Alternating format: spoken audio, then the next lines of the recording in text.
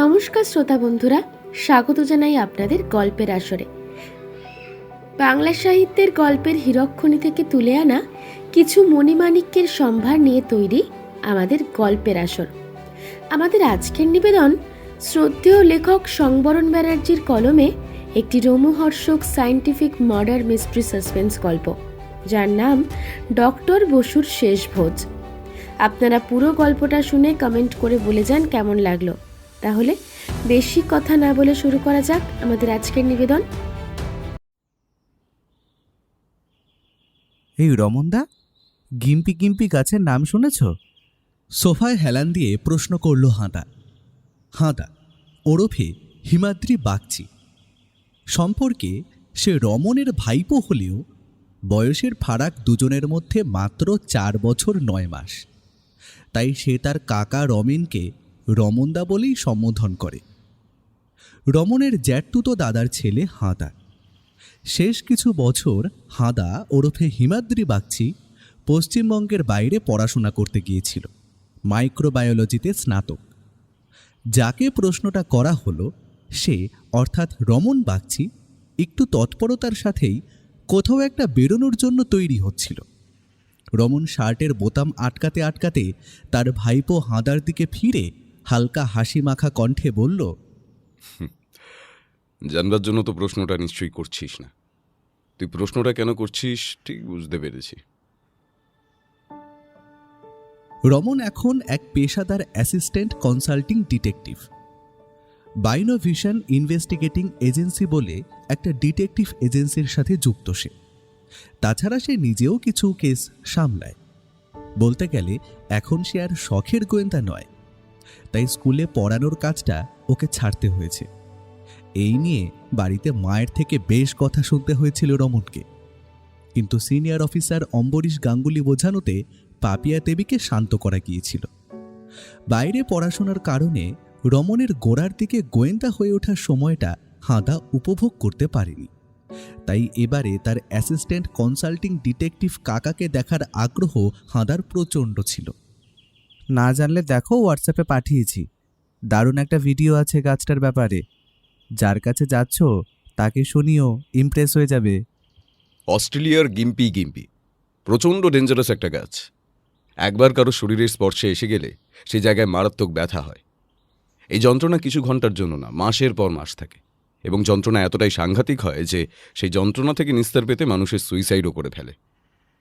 গ্যাসে এমন কিছু আহামরি টক্সিন থাকে না, তবুও একজন মানুষের প্রাণ নিতে সক্ষম। আরও কিছু তথ্য থাকলে বল শুনি। চুল আঁচড়াতে আঁচড়াতে উত্তর দেয় রমন, সাব্বাস, ফুল মার্কস, বৌদি তো ইমপ্রেস হয়ে যাবে গো।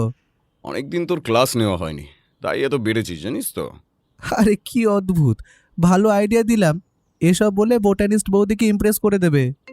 রমন কিছু উত্তর দিতেই যাচ্ছিল, কিন্তু তখনই ওর ফোনটা বেজে ওঠে। হ্যাঁ, এই তো বেরিয়ে পড়েছি, আধ ঘন্টা মতো লাগবে। উফ, কোথায় তুমি? এখনো পৌঁছলে না? এত দেরি করছো, এরপর আসবে কিভাবে? বাস পেয়ে যাবো, চিন্তা নেই, দেরি হবে না। ঠিক আছে, তাড়াতাড়ি আসো, আমি ওয়েট করছি। যাও যাও, এত দেরি করো কেন কে জানে। সোফায় বসে খবরের কাগজ পড়তে পড়তে হাঁদা রমনের উদ্দেশ্যে কথাগুলি বলল। রমন তার কোনো উত্তর না দিয়ে ঘর থেকে তড়িঘড়ি বেরিয়ে গেল। অম্বরীশ গাঙ্গুলির সাথে দেখা সাক্ষাৎ কম হলেও এখন তার বন্ধু নবনীলের মেয়ে সুনন্দার সাথে দেখা সাক্ষাৎ বেড়েছে। হরিণঘাটার কাছে ওদের মাসির বাড়িতে রাজধন উদ্ধার করবার পর থেকেই দুজনের মধ্যে বন্ধুত্ব শুরু হয়েছিল। আজও তারই সঙ্গে দেখা করবার জন্যেই রমন বেরোল। সন্ধে ওই 6টা নাগাদ যখন রমন বাড়ি ফিরল, তখন ও দেখল বারান্দায় একজোড়া জুতো রাখা। জুতোটা রমনের চেনা। পাপিয়া দেবী দরজা খুলতে সে জিজ্ঞেস করল, তো চ্যাটার্জিতে কতক্ষণ এসেছে? আধ ঘন্টার বেশি হবে, হাঁদা আছে ঘরে।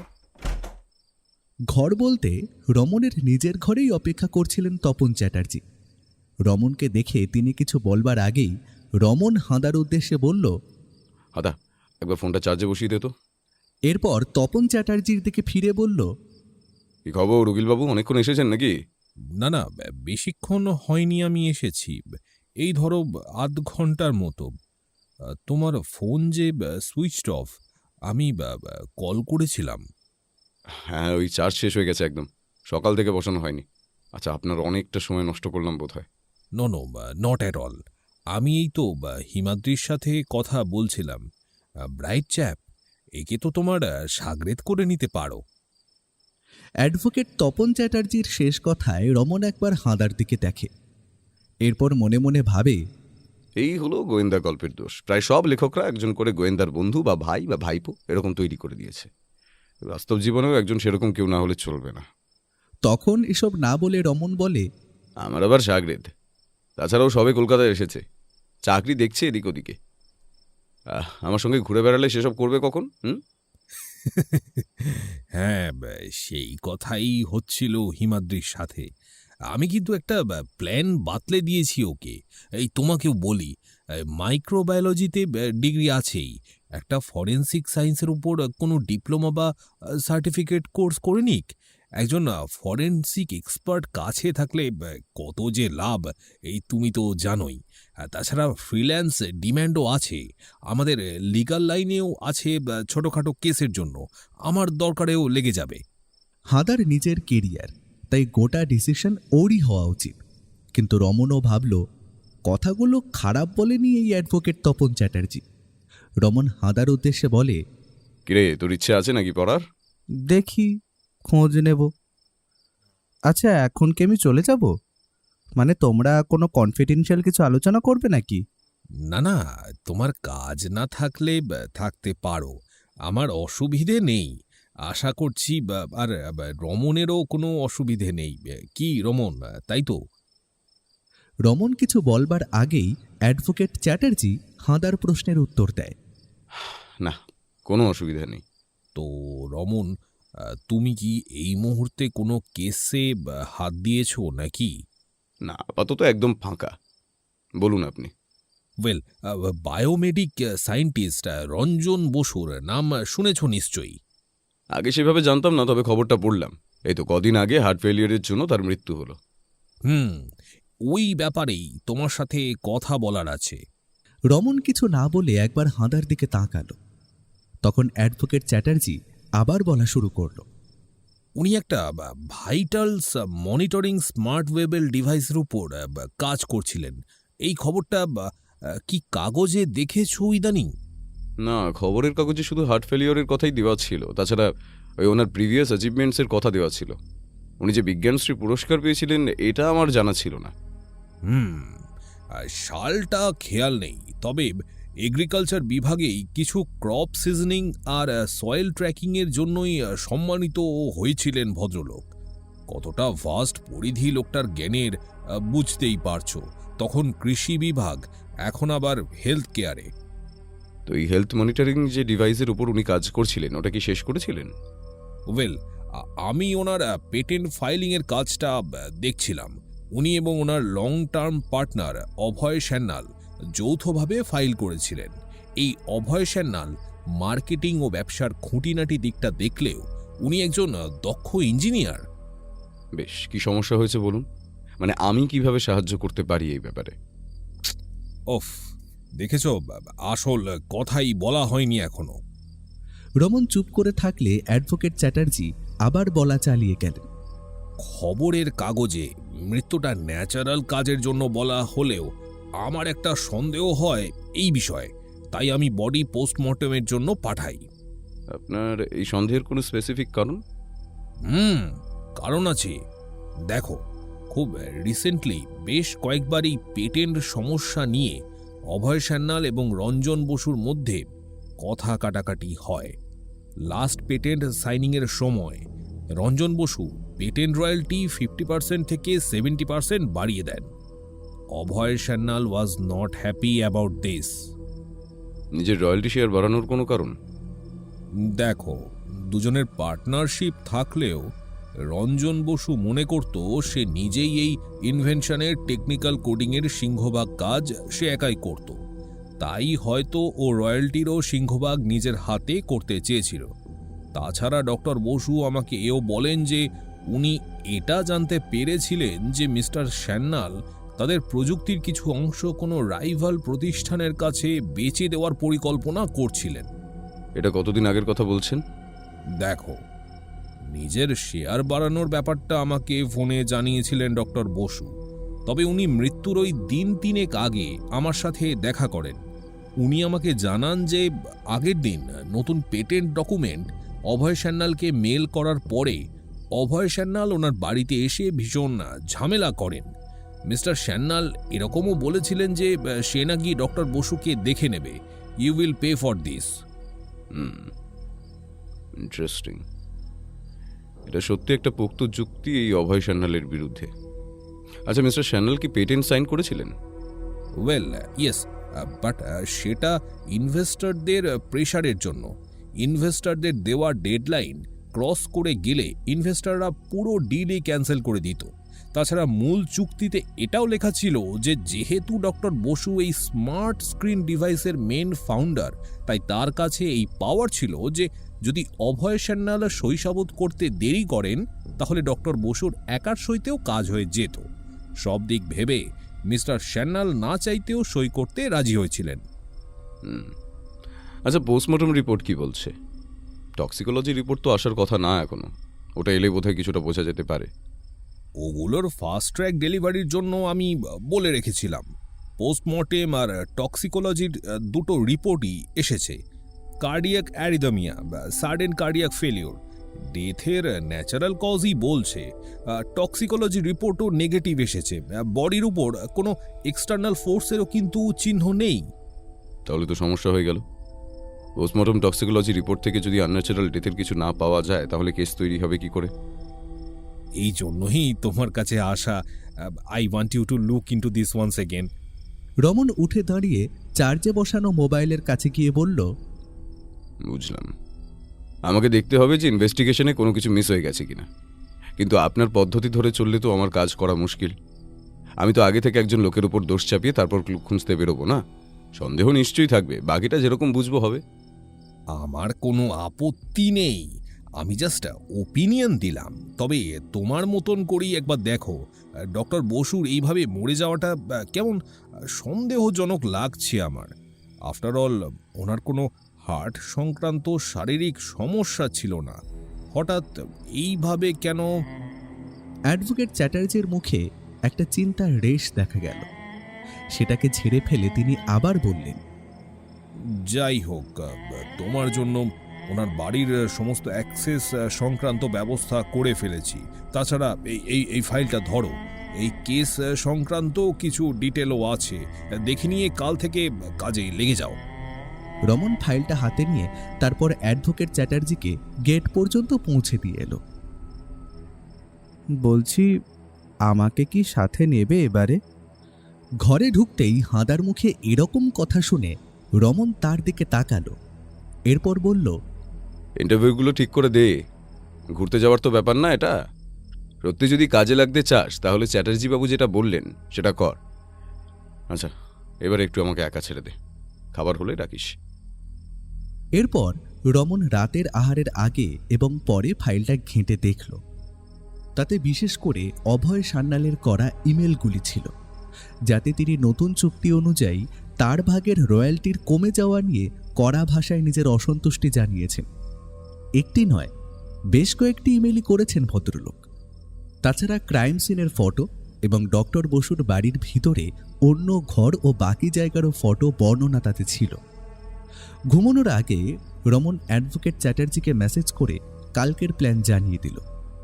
সে প্রথমে ক্রাইম সিন অর্থাৎ রঞ্জন বসুর ফ্ল্যাটেই যেতে চায়। কাল সকালেই তারা সেখানে যাবে। প্রথম দিন তাই তপন চ্যাটার্জিও সঙ্গে থাকলে ভালো হয়। সল্টলেকে একটি ছোট 2 রুমওয়ালা বাংলোয় ডক্টর বসুর নিবাস ছিল। ওদের সেখানে যাওয়ার কথা অ্যাডভোকেট চ্যাটার্জি ডক্টর বসুর স্ত্রী ঈশিতা বসুকেও জানিয়ে দিয়েছিলেন। ঈশিতা বসু যে ডক্টর বসুর থেকে আলাদা নিউ টাউনের একটি ফ্ল্যাটে থাকেন সে কথাও তিনি রমনকে জানিয়েছিলেন আগের রাতে। ওরা দুজন ডক্টর বসুর বাংলোর কাছে পৌঁছল তখন ঘড়িতে সকাল 11টা বাজে। সেখানে পৌঁছে আর বেল বাজাতে হলো না, কারণ তখনই একজন কুরিয়ার ডেলিভারি এজেন্ট মিসেস বসুর সাথে কথা বলে বেরিয়ে যাচ্ছিল। কি ব্যস্ত নাকি মিসেস বসু?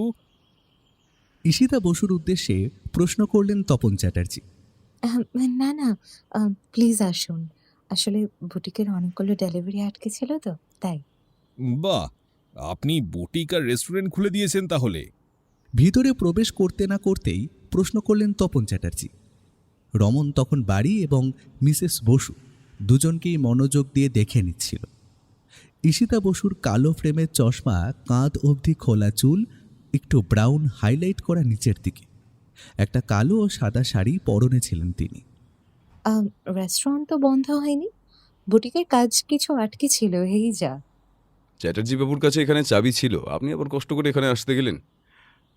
আপনার সঙ্গে না হয় পরে দেখা করতাম আমরা। এবারে রমন কথাগুলো বলল। ততক্ষণে ওরা ভিতরে বসবার ঘরে ঢুকে পড়েছে। একটা ছোট সোফা, দেওয়াল জুড়ে রঞ্জন বসুর সার্টিফিকেট ও কিছু গ্রুপ ছবি টাঙানো। আসলে চ্যাটার্জি দা ফোনে গোয়েন্দা নিয়ে আসার কথা বলছিলেন তো, তাই একবার ভাবলাম দেখে কি ব্যাপার। রমনকে উত্তর দিয়ে তিনি তারপর অ্যাডভোকেট চ্যাটার্জির উদ্দেশ্যে জিজ্ঞেস করলেন, ওনার কথায় কি বলছিলেন? কি যেন নাম বললেন? আহ, কি বাগচি যেন?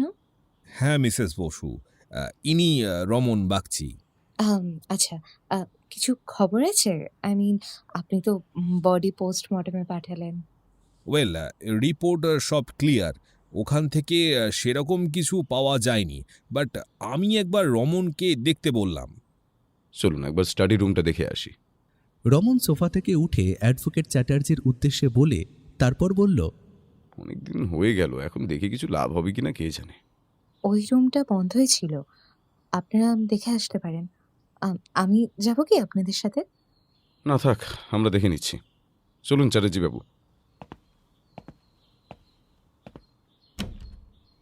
ঘরটা এতদিন বন্ধ ছিল যে সেটা ভিতরে ঢুকে একটু গন্ধতেই বোঝা যাচ্ছিল। এই গন্ধ বন্ধ ঘরে থাকে। ঘরের আসবাব বলতে একটি ল্যাপটপ, বড় একটা গোলাকার টেবিল, তাতে দুটো বড় কম্পিউটারের মনিটর, আরও কিছু ইলেকট্রনিক সরঞ্জাম, কিছু ছড়িয়ে থাকা বই খাতা, দেওয়ালের সঙ্গে লাগোয়া আরও একটি টেবিলে একটা 3D প্রিন্টার। ঘরের বাম দিকের দেওয়ালে একটা বড় হোয়াইট বোর্ড। রমন একবার সেটির দিকে গিয়ে দেখল সেটা খুব সম্ভবত প্রজেক্ট সংক্রান্ত কিছু কোডিংয়ের কিছু ছবি আঁকা। এই চেয়ারে এদিক করে বসেছিলেন ডক্টর বসু। চেয়ার দেখিয়ে বললেন অ্যাডভোকেট চ্যাটার্জি। রমন সেদিকে না দেখে টেবিলে লাগোয়া ড্রয়ারগুলো খুলে খুলে দেখতে লাগলো। ভিতরে তেমন কিছু না থাকলেও রমন সেখান থেকে একটা ছোট ডায়েরি হাতে নিয়ে নাড়াচাড়া করতে লাগলো। এখানেও বেশ অনেক কোডিং লেখা এবং আরও অনেক কিছু লেখা। সেটাকে নিজের পকেটে রেখে অ্যাডভোকেট চ্যাটার্জিকে বলল, ডক্টর বসু যে এদিকে বসেছিলেন সেটা ছবিতে দেখেছি আমি। ওনার হাতের কাছে টেবিলে একটা ফোন ছিল, তা কাউকে কি উনি ফোন করেছিলেন? ওই ধরুন রাত 12:30, 1:45 নাগাদ আমার মোবাইলে একটা ফোন এসেছিল। আমি তখন ধরতে পারিনি। আমি এখানে এসেছিলাম সন্ধ্যাবেলা। তখন পার্সটা ফেলে গিয়েছিলাম আর কি। আমার মনে হয়েছিল ওই জন্য বোধহয় কল করেছিল। আমি 10 মিনিট বাদে মেসেজ করি যে অনেক রাত হয়েছে, সকালে নিয়ে নেব। তখন তো আর এমন ঘটনা ঘটে গেছে সেটা তো ভাবিনি না। ডক্টর রঞ্জন বসুর স্ত্রী ঈশিতা বসু ঘরের ভিতরে ঢুকে কথাগুলি বললেন। আচ্ছা, বডি প্রথমে কে দেখে? রমন অ্যাডভোকেট চ্যাটার্জিকে প্রশ্নটি করে। আপনি তো দেখেন সকালে, তাই না মিসেস বসু? তপন চ্যাটার্জি ঈশিতা বসু থেকে জানতে চান। হ্যাঁ, আমি তো সকালে পার্সটা নিতে এসেছিলাম। লকারের চাবিটা ওখানেই ছিল। এসে দেখি চন্দনা দরজার বাইরে দাঁড়িয়ে। চন্দনাকে? রমন একটু আর চোখে দেখে, তারপর ঈশিতা বসুকে জিজ্ঞেস করে, ও এখানে কাজ করে দেয়। সকালে ঘর মোছা, ঝাড়ু দেওয়া, এরপর বিকেলে রান্না করে চলে যায়। ও বলল দাদাকে ডাকছে, কোনো সাড়া দিচ্ছে না। আমার কাছে এক্সট্রা কি ছিল, ওটা দিয়ে তালা খুলে ভিতরে ঢুকে আমরা দুজনেই রঞ্জনকে মৃত অবস্থায় পাই। আপনি দেখে বুঝতে পেরেছিলেন যে উনি মৃত? আমি তখন ডক্টর বসাককে কল করি। উনি আসেন এবং তখন চ্যাটার্জি দাও আসেন। এরপর ওরা তিনজনেই এবারে ঘরটি থেকে বেরিয়ে এসে সোফায় বসল। আপনাকে একটা প্রশ্ন করতে পারি? রমন মিসেস বসুকে জিজ্ঞেস করল। হ্যাঁ, বলুন। চ্যাটার্জিবাবু বলেছেন যে আপনি এখানে ডক্টর বসুর সঙ্গে থাকতেন না। এটা কেন বলতে পারবেন? একটু ইতস্তত ভাব নিয়ে তারপর মিসেস বসু উত্তর দিলেন, well, this house was his second office. ওর কাছে কাজের সুবিধে যাতে কোনো প্রবলেম না হয়, তাই জাস্ট আমি আমাদের নিউ টাউনের ফ্ল্যাটে শিফট করেছিলাম। তাছাড়া ওই দিকেই তো আমার বুটিক আর রেস্টুরেন্টও আছে, তাই ওখান থেকেই সেগুলো চালা আমি, তাতে অনেকটা সুবিধাও হয় আমার। অভয় সান্যালের সঙ্গে আপনার হাজবেন্ডের সম্পর্ক কেমন ছিল? মানে এই যে রয়্যালটি নিয়ে যে ঝামেলা ছিল সেসব কি আপনি জানতেন?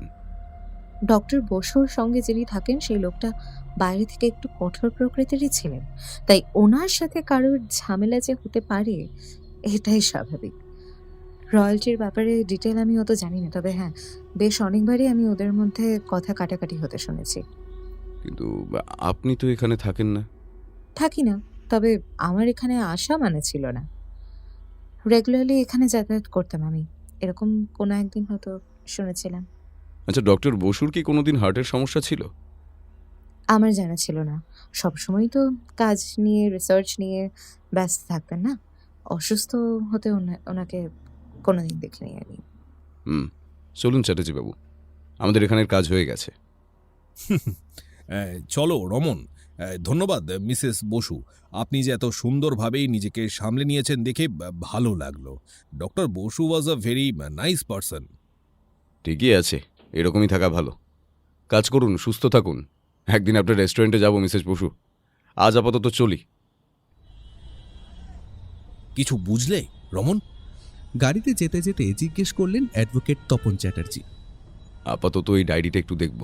আর আপনার দুটো কাজ আছে। আমাকে ডক্টর সাগর বসাকের ফোন নাম্বারটা দেবেন, আমি ওনার সঙ্গে একটু কথা বলে নেব।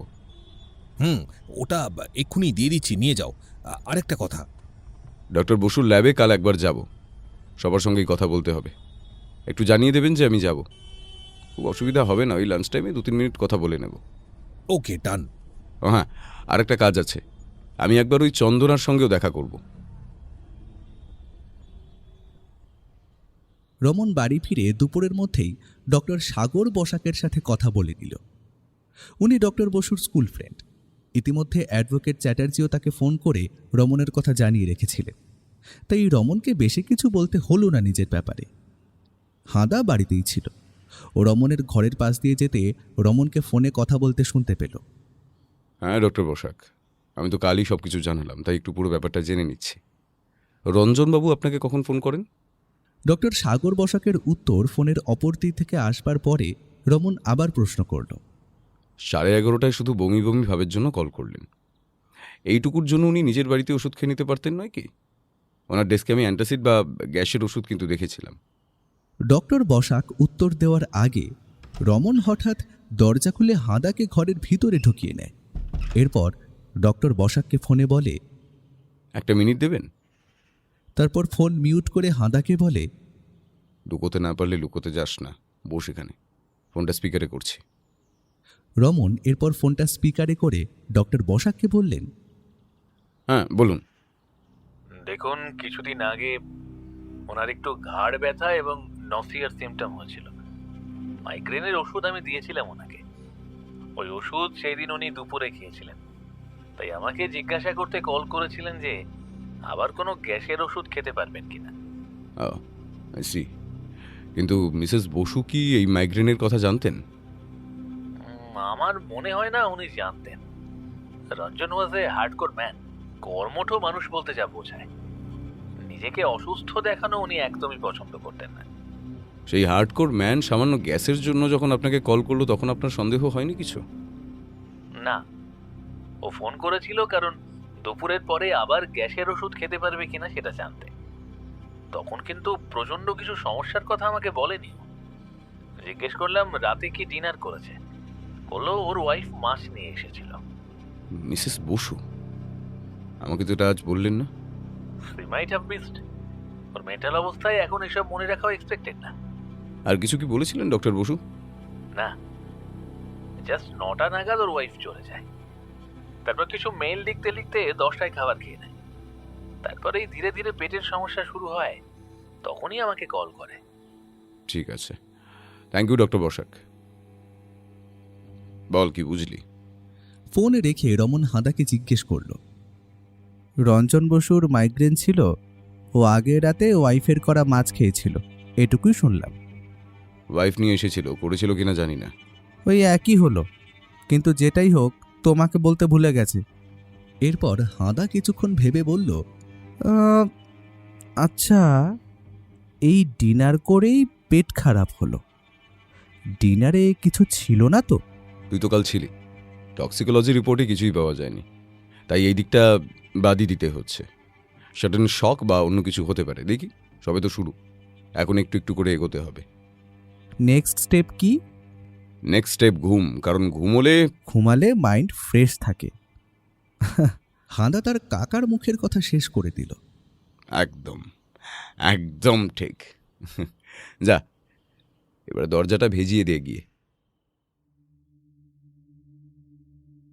পরের দিন রমন অভয় সান্যালের অফিস এবং বাকি প্রজেক্ট মেম্বারসদের সাথে দেখা করল।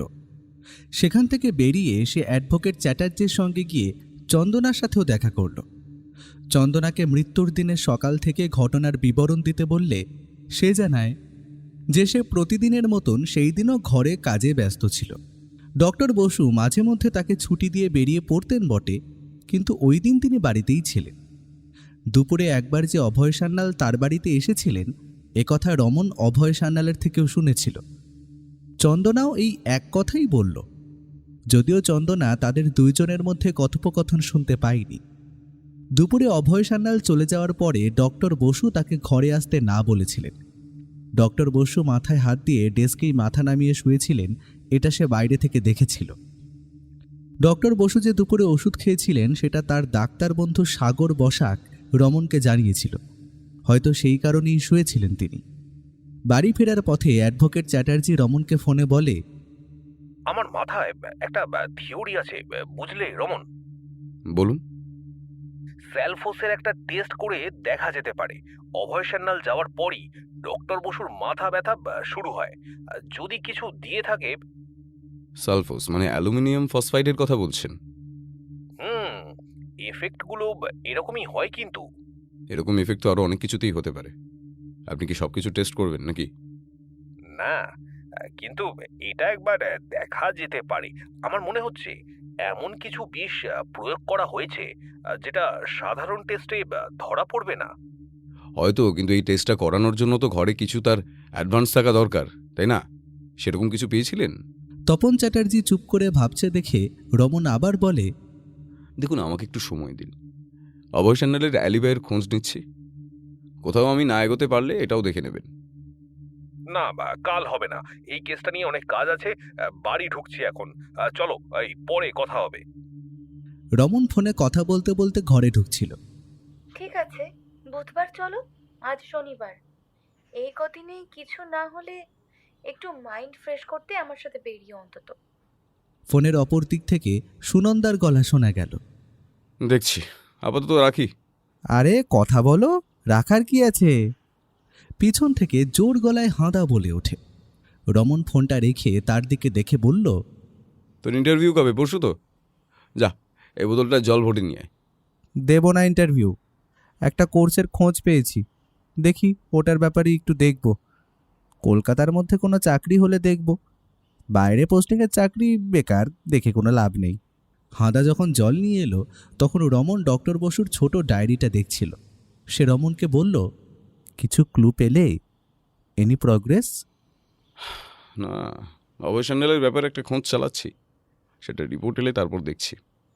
অভয় সান্যাল আগের দিন দুপুরে ডক্টর বসুর সঙ্গে দেখা করেছিল তার বাড়িতে। তপন চ্যাটার্জি মনে করছে তখনই সে কিছু একটা করে থাকতে পারে। সেই দুপুরে? সে আবার হয় নাকি? না হওয়ার কিছু নেই, অনেক এরকম স্লো পয়জনিং করার কৌশল আছে। ধীরে ধীরে ভিকটিমের মধ্যে প্রবেশ করবে বিষ। হ্যাঁ, সে ঠিক, কিন্তু বাড়িতে তো সে একা নেই, আর কিছুক্ষণ পরেই ওর ওয়াইফও এসেছিল কাল বললে। তাহলে তারা কিছু টের পাবে না? মানে এরকম কোনো গন্ধ ছাড়া কিছু গ্যাস ইউজ করলো নাকি? তুই ফরেন্সিক কোর্সটার খোঁজ নে, ঠিকঠাকই প্রশ্ন করছিস। ও সব ছাড়ো, আর একটা কথা হচ্ছে, এই অভয় সান্যাল নিজে কেন এসে মারতে যাবে? কোনো লোককে ধরে এই কাজ করিয়ে দিতেই তো পারতো। এটা সিনেমা না। আর হ্যাঁ, বাইরে ঘটনাটা ঘটলে এরকম ভাবা যেত, কিন্তু ডক্টর বসু নিজের ঘরেই কিন্তু মরেছেন। বাড়িতে সবসময় কেউ না কেউ ছিল রাত 9টা পর্যন্ত। তখন অচেনা কেউই বাড়িতে ঢোকেনি। তার পরের ঘন্টাগুলোর জন্য একটু ইনভেস্টিগেট করতে হবে। আচ্ছা, অফিস বা কলিগদের থেকে কিছু কি জানতে পারলে? সেম, নতুন কিছু না। রঞ্জন বসু ঠিকই সন্দেহ করেছিল অভয় সান্যাল যে বেশ কিছু প্রোগ্রামিং ও কোড একটা রাইভাল সংস্থাকে বিক্রি করবার কথা ভাবছিলেন, সেটা জানতে পারলাম। এই কথা আমাকে অ্যাডভোকেট চ্যাটার্জিও বলেছিলেন। সেই জন্যই রয়্যালটি কমানো এবং অনেক রেস্ট্রিকশন পেটেন্টে এনেছিলেন ডক্টর বসু। ডক্টর বসুর পেটেন্ট রয়্যালটিটা এখন কে পাবে? ওনার ওয়াইফ? কই দেখি একটু। বলে রমন তার ভাইপোর পিঠে একটা চাপড় মেরে বলল, একের পর এক ছক্কা হাঁকাচ্ছিস দেখছি, হ্যাঁ? এখন ওর সব আর্নিংসের টাকা একটা এভারগ্রিন ইনভেটার্স নামক এক ট্রাস্টে চলে যাবে। ওই ট্রাস্টেরও একটা খোঁজ খবর নিচ্ছি। তার কিছু প্রশ্ন আছে? না, তবে কাল আমাকে সাথে নিয়ে যেতে পারো তো? আপাতত শ্যাডোতে থাক, যদি দরকার হয় নিশ্চয়ই নিয়ে যাব। যা আমি একটু এই আইবি কেসটাই দেখি। আইবি কি কেস? ডক্টর বসু এই ডায়েরিতে মাঝে মাঝে এদিক ওদিক ডেট লিখে তারপর meet with IB, dinner with IB, lunch এসব লিখে রেখেছেন। আইবি তো ঈশিতা বসু। ওয়াইফের সঙ্গে দেখা করার অ্যাপয়েন্টমেন্ট লিখে রাখতেন নাকি ভদ্রলোক? দেখো, সায়েন্টিস্টদের ব্যাপার শিডিউল ছাড়া চলতো না বোধহয়। দেখি কাল একবার নিউটাউন যাব, মিসেস বসুর ফ্ল্যাটে। মিসেস বসুর ফ্ল্যাট সাউথ অ্যান্ড রাইস নামক একটি আবাসনের 4th ফ্লোরে। ছোট আবাসনটির 2টি 8তলা টাওয়ার। রমন মিসেস বসুর ফ্ল্যাটের কলিং বেল বাজানোর পর একজন মাঝবয়সী মহিলা দরজা খুলল। রমন তার আঙুলের কোণায় হলুদের দাগ দেখে বলছিল মহিলাটি রান্না করছিল বোধহয়। কে এলো রে? ভেতর থেকে গলা পাওয়া গেল মিসেস বসুর। বলুন রমন বাগচি, চিনে যাবেন। রমন দরজার বাইরে থেকে বলল। সে চলে যাওয়ার কিছুক্ষণ পর ঈশিতা দেবী এসে কলাপসিবল গেটের তালা খুলে রমনকে ফ্ল্যাটের ভিতরে প্রবেশ করতে বলল। তিনি একটা হলুদ রঙের হাউসকোট পরেছিলেন। হাউসকোটের ডান পকেটে 2টি ছোট গার্ডেনিং টুল কিট উকি দিচ্ছিল। আসুন আসুন। উফ, মাধুরী বাইরে দাঁড় করিয়ে রেখে চলে এসেছিল। চেঁচিয়ে তো উত্তরটা দিতে পারতিস। কে এলো যখন জিজ্ঞাসা করলাম। উফ, তুইও না। আসলে ফোনে পেলাম না আপনাকে, তাই একটা চান্স নিয়ে নিলাম। ফ্ল্যাটটা ছোট, ছিমছাম, সুন্দরভাবে সাজানো। চারিদিকে অনেক হাতে আঁকা ছবি ফ্রেম করে টাঙানো। আপনার বুটিকটা হয়ে এলাম। বেশি সময় পেলাম না এখন দেখার। পরে সময় নিয়ে যাব একদিন আমার এক ফ্রেন্ডকে নিয়ে। রমন সোফায় বসে কথাগুলি বলল। একদম নিশ্চয়ই আসবেন। ডিজাইনগুলো কিন্তু আমিই করি। আগেই নিজে আঁকতাম, এখন আরো অনেকজন মেয়ে হয়েছে তো ওরাও কাজ করে। রমন কিছু না বলে মাথা নাড়ল। বাই দ্য ওয়ে, ইনভেস্টিগেশন কেমন চলছে? কিছু কি কেস দাঁড়িয়েছে? খোঁজ নেওয়া চলছে মিস্টার সান্যালের ব্যাপারে। দেখি যদি কিছু পাওয়া যায়। আচ্ছা, আপনার কি মনে হয় সত্যি কোনো ফাউল প্লে থাকতে পারে আপনার হাজব্যান্ডের মৃত্যুতে? চ্যাটার্জিটা তো তাই সন্দেহ করেছে, মানে ওর পার্টনারকে। চ্যাটার্জি বাবুর সন্দেহ বাদ দিলে আপনার নিজে থেকে কিছু বলার আছে? দেখুন, আমি কিন্তু কেসটা যখন নিয়েছি তখন শুধু অভয় সান্যালের পিছনেই পুরো সময় দিয়ে দেবো তা না, সব দিকই দেখব। কিছু না পেলে কেস ক্লোজ হয়ে যাবে। বুঝেছি।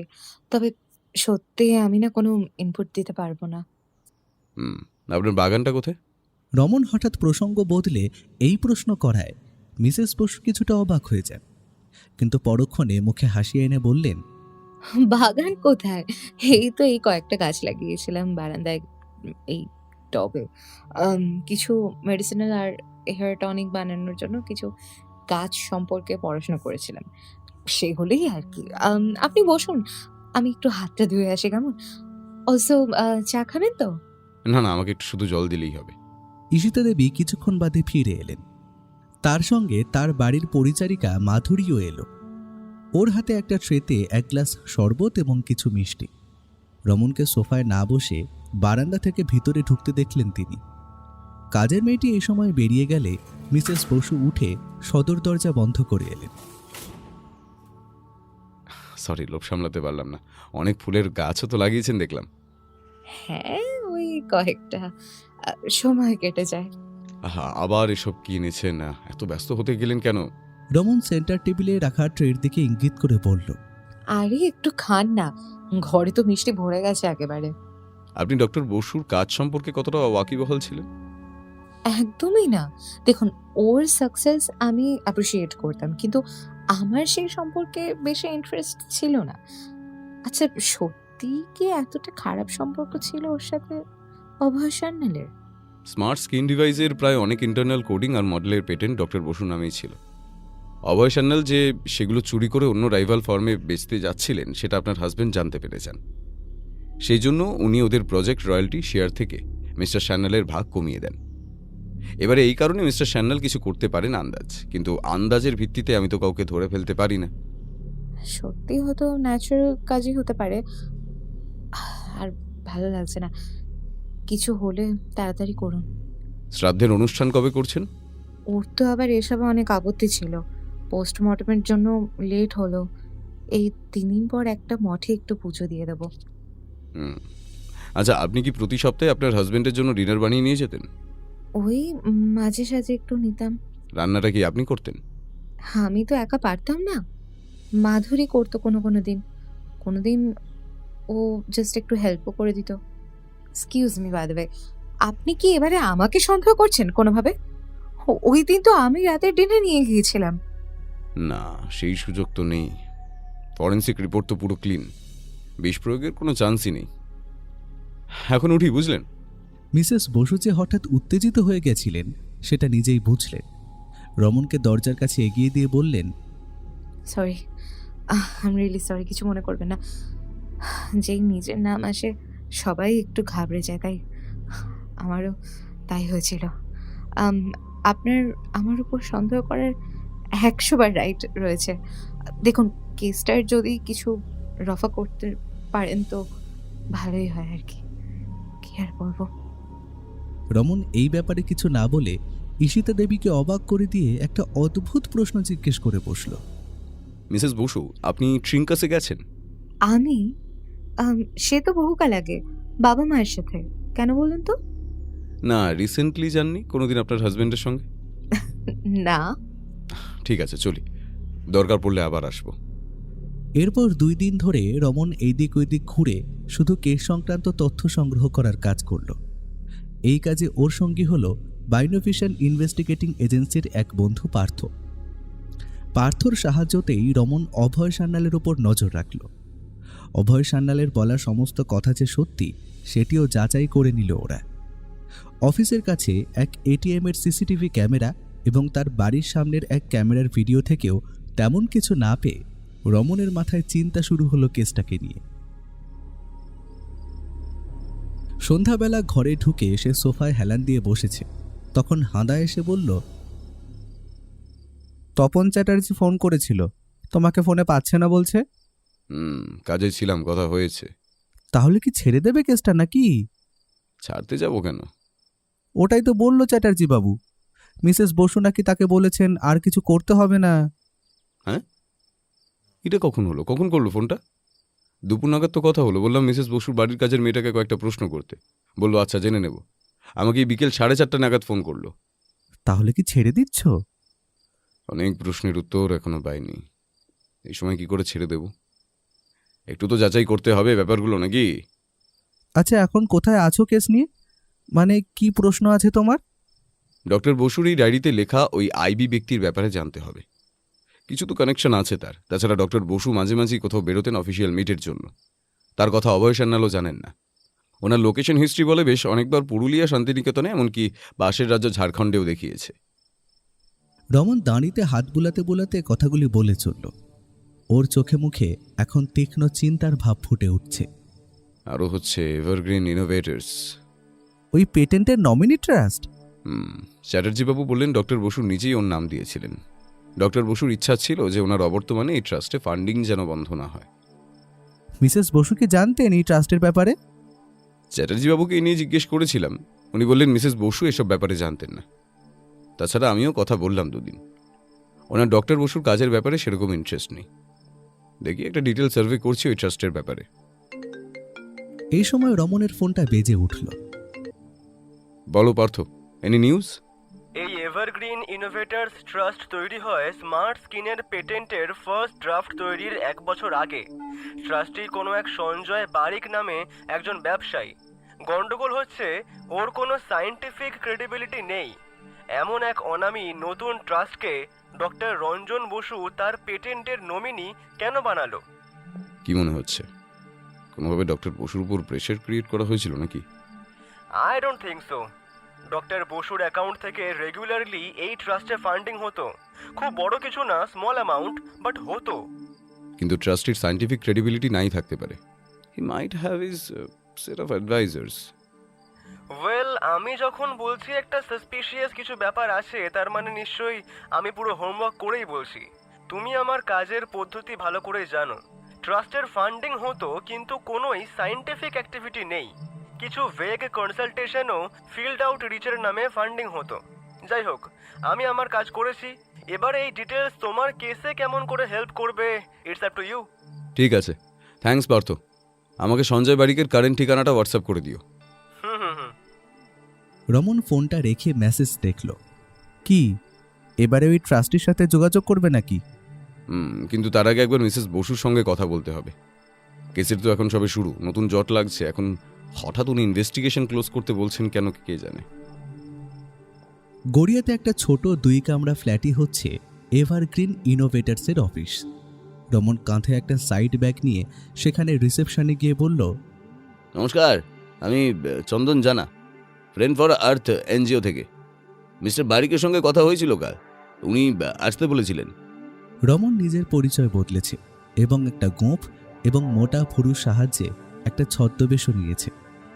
ছোট ডেস্কে বসা লোকটি রিসেপশনিস্ট বোধহয় বলা যায় না, কারণ তাকে দেখে সিকিউরিটি মনে হচ্ছিল। সে একটা ফাইল খুলে কিছু একটা দেখে বলল, আসুন, আমি আসছি। সে ভেতরে চলে যেতে রমন চট করে ফাইলটা একটু উল্টে দেখে নিল। নিজের দেওয়া এনজিও এবং চন্দন জানার এন্ট্রি আছে তাতে, বাকি সেরকম কোনো এন্ট্রি নেই। কয়েকটা সংগঠনের নাম সে দেখল, সেগুলোর ব্যাপারে যখন ও ইন্টারনেটে খোঁজ করল তার কোনো অস্তিত্ব পাওয়া গেল না। কোনো ইউটিউব বা ফেসবুক বা টুইটারেও তার কোনো নাম দেখা গেল না। কিছুক্ষণ বাদে সিকিউরিটি ভদ্রলোক রমনকে ভিতরে যেতে বলল। নমস্কার, আমি চন্দন জানা। আপনার সঙ্গে কাল কথা বলেছিলাম ফোনে। আমাদের এনজিও ফ্রেন্ড ফর আর্থ বাংলার গ্রামে গ্রামে অনেক কাজ করেছে, বুঝলেন, ইরিগেশন, স্যানিটেশন, জল সংরক্ষণ নিয়ে। তো এবার বাঁকুড়াতে একটা প্রকল্পের জন্য আপনার সঙ্গে কোলাবোরেট করতে চাইছি। চন্দন জানা ওরফে রমন কথাগুলি বলে একটা ফাইল সঞ্জয় বারিকের হাতে দিল। সঞ্জয় বারিক ফাইলের পাতাগুলো এদিক ওদিক উল্টাতে উল্টাতে বলল, বলুন, কিভাবে সাহায্য করতে পারি আপনাকে? একটু সংক্ষেপে বলবেন, আমার একটু তাড়া আছে আবার। আমরা এবারে একটা ড্রিপ ও স্প্রিংকলার ইরিগেশন নিয়ে একটা ওয়ার্কশপ করব বলে ঠিক করেছি। তা আপনারা যে মুর্শিদাবাদে এই সেচ ব্যবস্থা নিয়ে রিসেন্ট কৃষি প্রযুক্তির কাজ করেছিলেন, সেটি আমি পড়েছি। ও হ্যাঁ, ওই মুর্শিদাবাদের প্রজেক্টটা ফার্মারদের নিয়ে করেছিলাম। আমরা কিছু সার্ভে আর ওয়ার্কশপ ক্লাস করেছিলাম। এবারে আপনি কি কোনো ফাইন্ডিং চাইছেন? দেখুন, ফান্ডিংয়ের কথা বলতামই, আপনি নিজে থেকে জানতে চেয়ে আমার একটু সুবিধাই করলেন। কিন্তু আপনাদের ওই প্রজেক্ট রিপোর্টে ল্যাটারাল স্পেসিং ও মসলিন ড্রিলিংয়ের যে কাজ করেছিলেন, তো সেটি সম্পর্কেও একটু বলবেন। স্পেসিং কি সয়েল টেক্সচার বুঝে করতে হবে, বৃষ্টির জল কীভাবে সংরক্ষণ করে আমরা ফসল খারাপ হওয়ার থেকে বাঁচাতে পারি, তাতে আপনাদের এই প্রকল্প ভালো কাজে দেবে। হ্যাঁ, ওই ল্যাটারাল স্পেস, ওখানে আমরা নর্মাল রেগুলার গাইডলাইনও ফলো করেছিলাম। ডিটেল আসলে আমি এখন আপনি এক কাজ করুন, ভালোভাবে এই ডিটেল তো জুই দিতে পারবে। আপনি অন্য একদিন আসুন না হয়। জুইকে? ও টেকনিক্যাল কোঅর্ডিনেটরের কাজ করে, ও তো এখন নেই। এলে আপনাকে ডেকে নেব। ওই প্রজেক্টে একটা আইওটি সেন্সারিংয়ের দ্বারা ওয়াটার লেভেল মেজারমেন্টের একটা মডেল ডক্টর রঞ্জন বসুর বানানো ছিল। ওটা কিছু ডিটেল লাগতো, ওনার সঙ্গে একবার দেখা হয়েছিল। ওনার সঙ্গে কাজ করার সুযোগ তো আর হলো না, তবে আপনাদের সঙ্গে যুক্ত হতে পারলে একটু হলেও কিছু পাওয়া যাবে। রঞ্জন বসু কোনো মডেল তৈরি করে থাকুক বা না থাকুক, রমন খুব কৌশলে রঞ্জন বসুর প্রসঙ্গ তুলে এনে দেখতে চাইল এই সঞ্জয় বারিকের হাবভাব কেমন। ও হ্যাঁ, একটা মডেল দিয়েছিলাম, উনি এসব কাজে খুব সাহায্য করতেন। খুবই দুঃখজনক ব্যাপার ওনার চলে যাওয়াটা। ওই মডেল আপনি এক কাজ করুন, আপনি জুঁইয়ের সাথে কথা বলে নিন আগে, ওর নাম্বার দিয়ে দিচ্ছি আপনাকে। কি ব্যাপার রমনদা, শুয়ে আছো? কেসের কি খবর? ঘড়িতে তখন সকাল 11টা। রমনকে নিজের খাটে শুয়ে একটা গল্পের বই পড়তে দেখে তাকে প্রশ্ন করে তার ভাইপো হিমাদ্রি বাগচি ওরফে হাঁদা। কেসের তো কিছুই নেই, এবারে জুই বারিককে ট্র্যাক করা হচ্ছে, আর মোটিভ স্ট্রং এবং অ্যালিবাই উইক। বুঝলাম না, কে এই জুরি বারিক? এভারগ্রিন ইনোভেটরসের টেকনিক্যাল ডাইরেক্টর। ডক্টর বসুর সঙ্গে তার একটা কনফারেন্সে আলাপ হয় 2 বছর আগে। তারপর সে তার সায়েন্স ট্রাস্টের কথা বলে কিছু ফেক কাজ দেখিয়ে ডক্টর বসুকে হয়তো তার ট্রাস্টে ফান্ডিং করতে অনুরোধ করে। রঞ্জন বসু তার জালে ফাঁসে। এবার মোক্ষম তীর সে মারে স্মার্ট স্ক্রিনের পেটেন্ট রয়্যালটির নমিনি হিসেবে ট্রাস্টকে ব্যবহার করে। এখন কোটি কোটি টাকার অধিকারী এই এভারগ্রিন ইনোভেটরস, এই জুই বারিক। তাহলে সেই আইবির ব্যাপারটা? জুই বারিকের ভালো নাম ইভা বারিক, আইবি। এই সেই আইবি যার সাথে ডিনার লাঞ্চে যেতেন ডক্টর বসু? সেই ডক্টর বসুকে ফাঁসিয়ে সব টাকা নিয়ে নিল। অদ্ভুত কেমন ডক্টর বসু, এত সহজে ফাঁসলেনি বা কেন? ডক্টর বসুর সঙ্গে তার ওয়াইফের যে সম্পর্ক তেমন স্মুথ নয়, এটা বুঝতে বোধহয় কোনো গোয়েন্দার দরকার হয় না।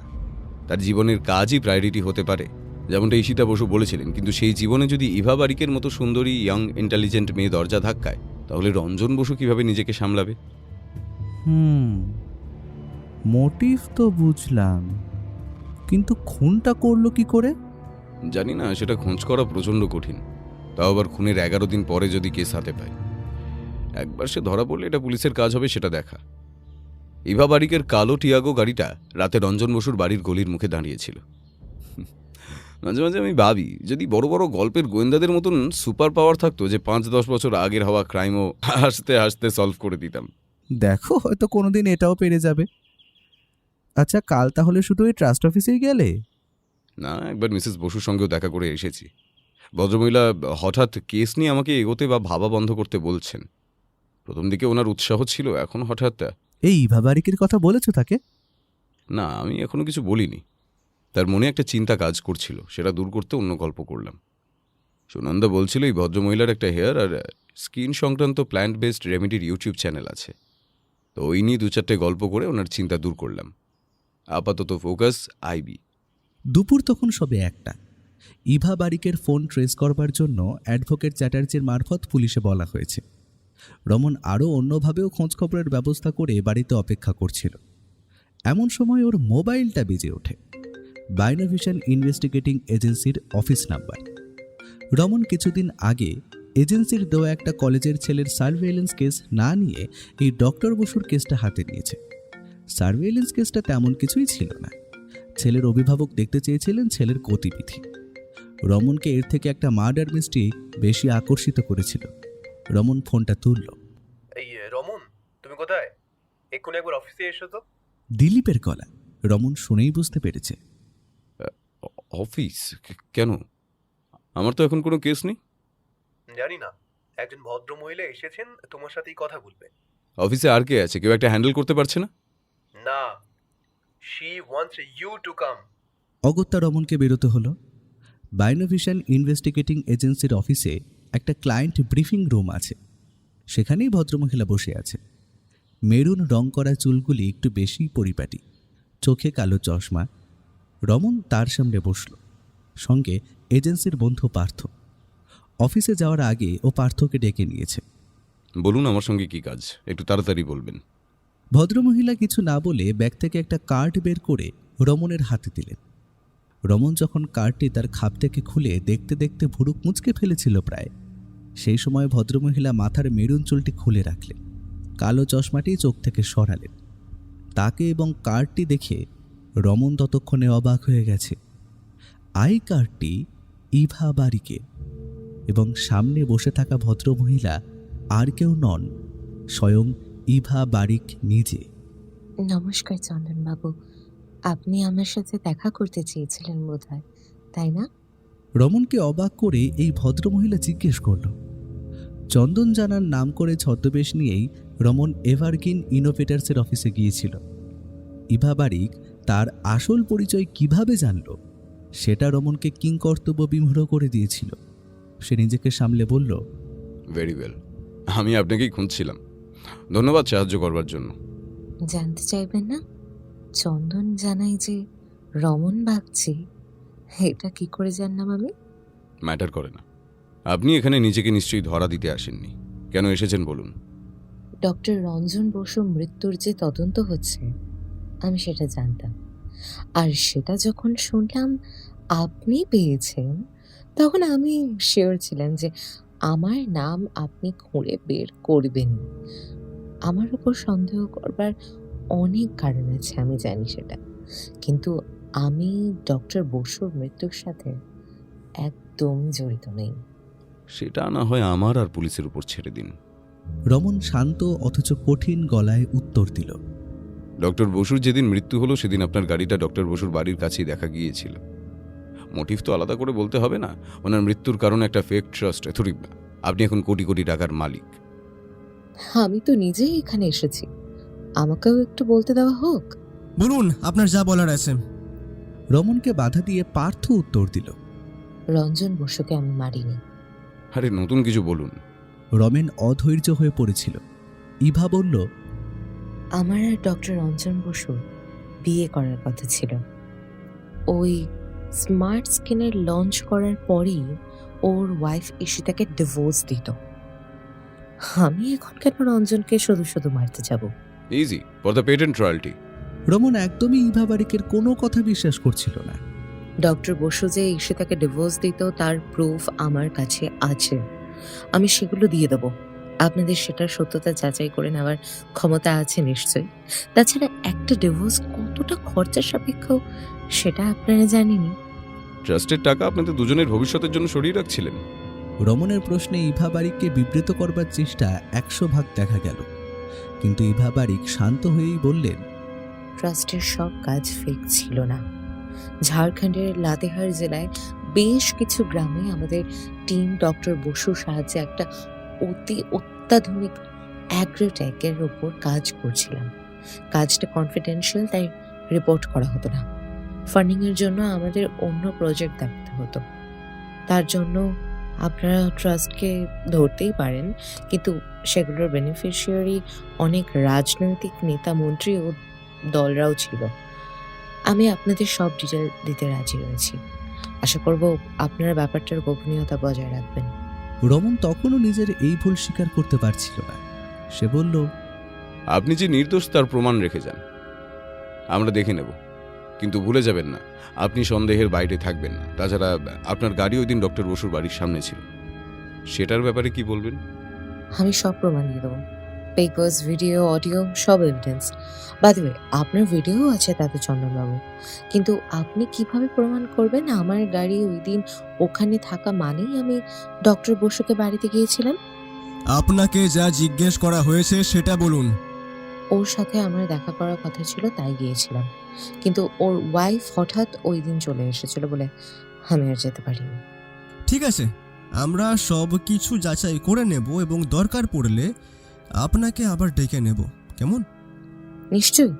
আর আশা করব আপনারা আমার আর ডক্টর বসু সম্পর্কের ব্যাপারে খুব বেশি লোকজনকে বলাবলি করবেন না। লোকটা তো আর বেঁচে নেই, বেকার আর সে কথা বলে এখন আর কি হবে, তাই না? ও বাই দ্য ওয়ে, আমার মনে হয় ওর ওয়াইফ ঈশিতা আমার ব্যাপারে জানতেন। উনি আমাকে একদিন ফোন করে এই নিয়ে অনেক কথাও বলেছিলেন। আমি ডিনাই করি সেসব। রমন এতক্ষণ মাথায় হাত দিয়ে নিচু হয়ে শুয়েছিল। ইভা বারিকের শেষ কথায় সে মাথা তুলে তার দিকে তাকালো এবং জিজ্ঞেস করল, কবে ফোন করেছিল মিসেস বসু? 3-4 মাস আগে হবে, কিন্তু আমার মনে হয় তার আগে থেকেই ও জানতো। মিসেস বসু ডিভোর্সের কথা জানতেন না? না, রঞ্জন তাকে স্মার্ট স্কিন ডিভাইস লঞ্চের পরে ডিভোর্সের কথাটা জানিয়েছিল। এখন উঠি, হ্যাঁ। রিসোর্স নষ্ট করে আমার উপর নজর রাখা চালিয়ে যেতেই পারেন, নয়তো দরকারে আমি নিজে থেকেই দেখা করে নেবো আপনার সাথে। ওকে? ভদ্রমহিলা যে অত্যন্ত ধূর্ত সেটা রমন বুঝতেই পারছিল। সে বলল, আপনি নিজে থেকে এলে ভালোই হয়। এবার আসুন। দেখো, নিজেকে এতটা দোষ দিতে হবে না। ইভা বারিক তোমাকে কোনোভাবে চিনতে পেরে গিয়েছিল। তাছাড়া ও ভিডিওতে পজ করে অনেকক্ষণ তোমাকে দেখেছিল। কত কেসেই তো তোমার ছবি বেরিয়েছে, সো ছাড়ো, লিভ ইট। পরের দিন সকাল সকালই রমন সুনন্দার সাথে দেখা করতে বেরিয়েছিল। মিসেস বসু তাকে এই কেসের তদন্ত বন্ধ করতে অনুরোধ করেছিল। তারপর কাল ইভা বারিকের ওরকমভাবে অফিসে এসে যাওয়া, কেসের কোনো প্রোগ্রেস না হওয়া, সব কিছুর জন্য রমন কিছুটা হলেও মানসিকভাবে অশান্ত হয়ে গিয়েছিল। সুনন্দা তাকে এসব থেকে একটু বেরিয়ে এসে কিছুক্ষণ তার সাথে দেখা করার প্রস্তাব দেয়। ভদ্রমহিলা আলাদা দেখা করলে আমার এত সমস্যা হতো না, কিন্তু সে একেবারে এজেন্সির অফিসে চলে আসে। এই কেসের জন্য আমি এজেন্সির কাজ না নিয়ে ডক্টর বসুর কাজ ধরি। ইভা বাড়িকে এইভাবে চলে আসে, অফিসে বেকার ঝামেলা হয়ে যাবে। Don't worry. তাছাড়া পার্থতা তো তোমাকে ভালোভাবেই সাহায্য করলো। পার্থর জবাব নেই। চলো, বাগুইয়াটির কাছে একটা ভালো ক্যাফে আছে। রমন আজ আর বাধা দিল না। গুগল ম্যাপকে ভরসা করে ওরা অলিগলি ঘুরে দ্বিতীয় তলার একটি ঘর ও একটি বারান্দা নিয়ে তৈরি ছোট্ট ক্যাফেটি খুঁজে পেল। Cutlet, cold coffee, mango shake খেয়ে ওরা সেখান থেকে বেরিয়ে এলো। তখন দুপুর 12টা হবে। একটা গলি ধরে দুজনে হাঁটছিল। সামনের বড় রাস্তায় এসে টোটো ধরে নেবে। রমন তখন সামনে মাধুরীকে দেখতে পায়। মাধুরী অর্থাৎ মিসেস ঈশিতা বসুর বাড়ির কাজের মেয়েটি। রমনের তার সাথে সেরকম কথা বলার ছিল না, তাই সে কেবল হেসে এগিয়ে যাচ্ছিল। কিন্তু মাধুরী তাকে জিজ্ঞেস করে, দাদা এই দিকে? হ্যাঁ, একটু ঘুরছে। তুমি কি এখানেই থাকো? হ্যাঁ, এই তো এই পরের বাড়িটাই। ছোট একটা একতলা ঘর দেখিয়ে বলল, ঠিক আছে। দিদি আবার ইউটিউবে ভিডিও বানাচ্ছেন, বলছিল আপনি বলেছিলেন নাকি আবার শুরু করতে। যান, দেখা করে আসেন। বলে মাধুরী চলে গেল। বাবা, বাগুইয়াটিতে শেরবেড়া ওডোলামের গাছ দেখতে পাবো কোনো দিন ভাবিনি। মাধুরী চলে যাওয়ার পরেই কণ্ঠে কিছুটা অবিশ্বাস নিয়ে কথাগুলি বলল সুনন্দা। কিলাম? কি গাছ? শেরবেড়া ওডোলাম, সুইসাইড ট্রি, জানো না? না, কোথায় দেখলে? এই তো মাধুরীর বাড়িতে দেখলাম, ফুল হয়ে আছে। সাংঘাতিক গাছ। এর ফলের বীজে আসল পয়জন থাকে। কোনো নর্মাল টক্সিসিটি রিপোর্টে একে ডিটেক্ট করা খুব কঠিন। কেরালায় এই সংক্রান্ত অনেক কেস হয়েছিল একসময়, বেশিরভাগ সুইসাইড, জানতে না? রমন তার উত্তর না দিয়ে নিজের মোবাইলে তোলা একটি ছবি দেখালো সুনন্দাকে। ছবিটা মিসেস বসুর ব্যালকনি গার্ডেনের। দেখি তো, এই গাছের বীজেরই খোল মনে হচ্ছে। এটা কোথায় তোলা?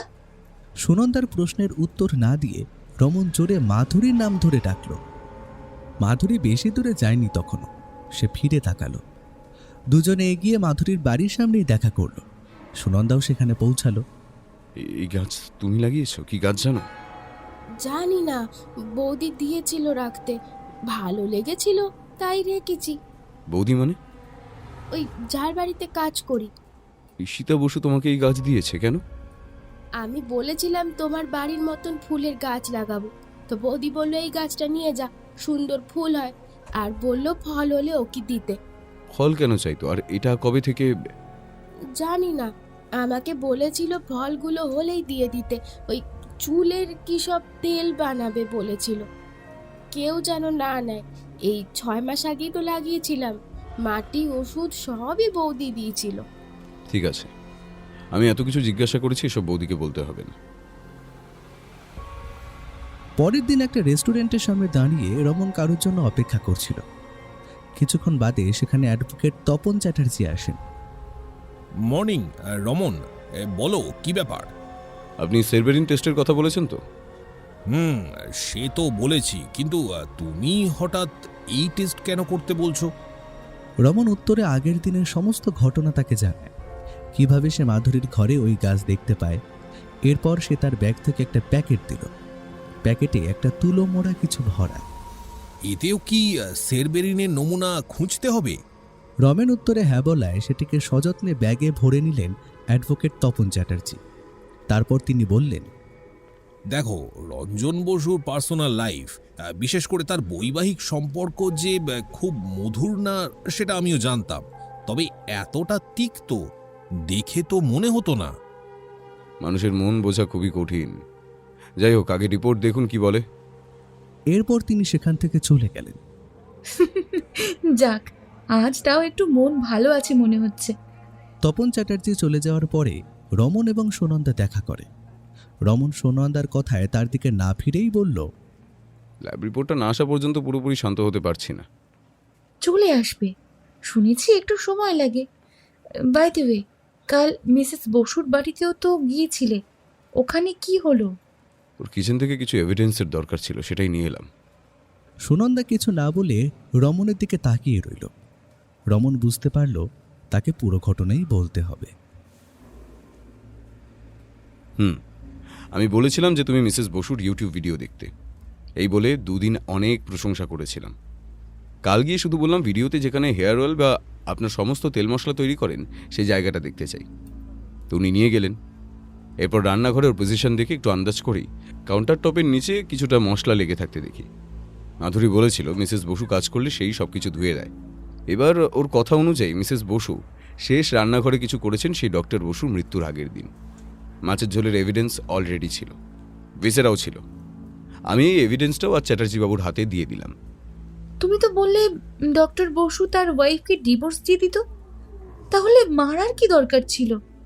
ঈশিতা বসু তার হাজব্যান্ডের অবৈধ সম্পর্কের কথা জানতেন, কিন্তু ডিভোর্সের কথা তাকে জানানো হয়নি। মিসেস বসু এবং তার হাজব্যান্ড বেশ অনেক দিন ধরেই আলাদা থাকেন, সেটা কিন্তু ডক্টর বসু এবং ইভা বারিকের আলাপ হওয়ার আগে থেকেই। নিউটাউনের ফ্ল্যাটটা মিসেস বসুর বাবা তার মেয়ের নামে দেয়, রেস্তোরাঁটাও ওনার বাবা চালাতেন। পরে মিসেস বসু রেস্তোরাঁটি দেখেন। কি মনে হচ্ছে, টেস্ট কি পজিটিভ আসবে? হাই চান্স, দেখি। যাই হোক, এখন অপেক্ষা করা ছাড়া আর কিছুই নেই।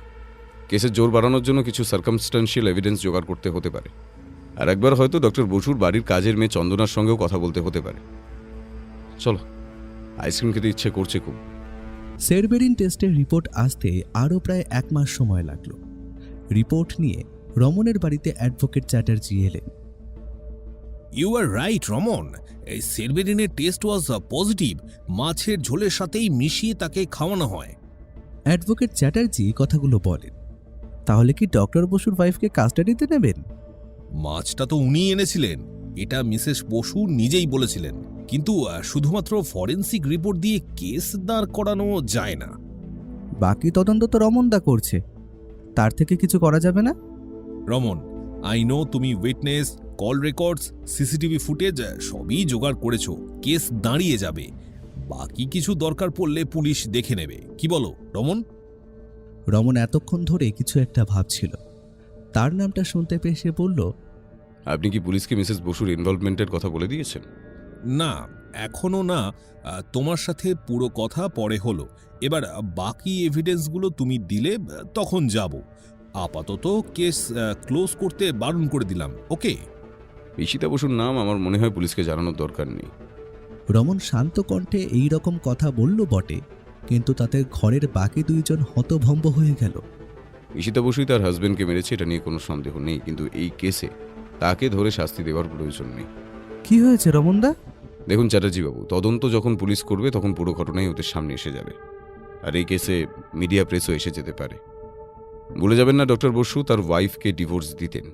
তারপর থেকে ডক্টর বসুর এক্সট্রা ম্যারিটালের যে সম্পর্কের কথা সবই পাবলিক হয়ে যাবে। ঈশিতা বসু তার হাজবেন্ডকে খুন করেছেন বটে, তবে আমার মনে হয় না সে একজন সিজন কিলার। তুমি ঈশিতা বসুর প্রতি এতটা সফট কর্নার কেন রাখছো রমন? এই 1 মাস আমি অনেক ভাবলাম। আমার চিন্তা ওই সায়েন্স ট্রাস্টকে নিয়ে। আমাকে ইভা বারিক তাদের ঝাড়খণ্ডের প্রজেক্টের কথা জানিয়েছিলেন। এই কেস থেকে এদিক ওদিক হয়ে ওই ট্রাস্টের নাম উঠে আসবেই। সেখান থেকে তাদের ফেক রিপোর্ট আরও তদন্ত, শেষে ঝাড়খণ্ডে ওদের যে কাজের গোপনীয়তা সেটাও ফাঁস হয়ে যাবে। হয়তো ডক্টর বসুর সম্পর্ক, তাতে স্মার্ট ডিভাইসেরও পেটেন্ট লঞ্চে অসুবিধা হতে পারে। সবকিছু চিন্তা করলে এই কেসে মিসেস বসুকে অপরাধী বলে না ধরাই আমার মনে হয় ঠিক হবে। তাছাড়া মিসেস বসুকে যদি সত্যি একজন খুনি ভাবি, তাও এই কেসে তার ছাড়া পাওয়ার অনেক স্কোপ আছে। আমাদের হাতে ফরেন্সিক ও সার্কামস্ট্যান্সিয়াল এভিডেন্স ছাড়া কিছুই নেই। মিসেস বসু যদি ভালো উকিল নিয়ে নিজেকে ডিফেন্ড করেন তাহলে উনি শাস্তি পাওয়া থেকে বেঁচে যাবেন, আর এদিকে ডক্টর বসুর সম্পর্ক নিয়ে একটা বদনাম রটে যাবে। তোমার কথায় আমার কনভিন্স হতে একটু সময় লাগবে রমন, কিন্তু এই যে সেরবেরিনের পজিটিভ টেস্ট রিপোর্ট, এতগুলো এভিডেন্স, এগুলো কি করবে? একটু সমস্যা হবে, আমার এসব আগে ভাবতে হতো। আমি মানছি তা, আপনি তো কিছু উপায় বলতে পারেন। তপন চ্যাটার্জি কিছুক্ষণ ভেবে তারপর বললেন, অ্যাক্সিডেন্টালি পয়জন বডিতে গেছে, এটা বলে কিছু কেস দাঁড় করানো যাবে। তাছাড়া মিসেস বসুর বাড়ির এভিডেন্সে আমি কোনো লোকেশন দিইনি।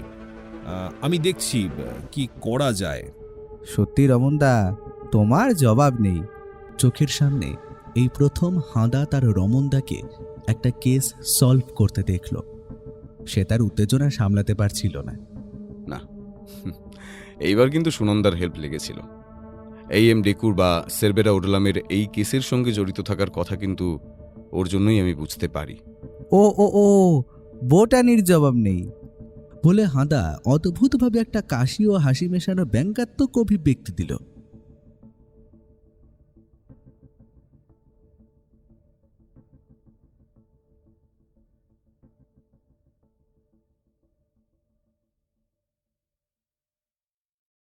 আজকের মতো আমাদের গল্পের আসর এখানেই শেষ হলো। আপনারা এতক্ষণ শুনছিলেন শ্রদ্ধেয় লেখক সংবরণ ব্যানার্জির কলমে ডক্টর বসুর শেষ ভোজ। গল্পটা শুনে কেমন লাগলো এবং এই সিরিজের গল্প আরও শুনতে হলে কমেন্ট করতে ভুলবেন না। আমরা আরও তাড়াতাড়ি এরকম অনেক গল্প আনবো, কথা দিচ্ছি। গল্পটা আশা করি খুব ভালো লেগেছে, আর খুব বেশি ভালো লাগলে সাবস্ক্রাইব করতে ভুলবেন না। জোড়াজুড়ি নেই, যদি ভালো লাগে তবে। তাহলে সবাই খুব ভালোবাসা নেবেন আর খুব ভালো থাকবেন।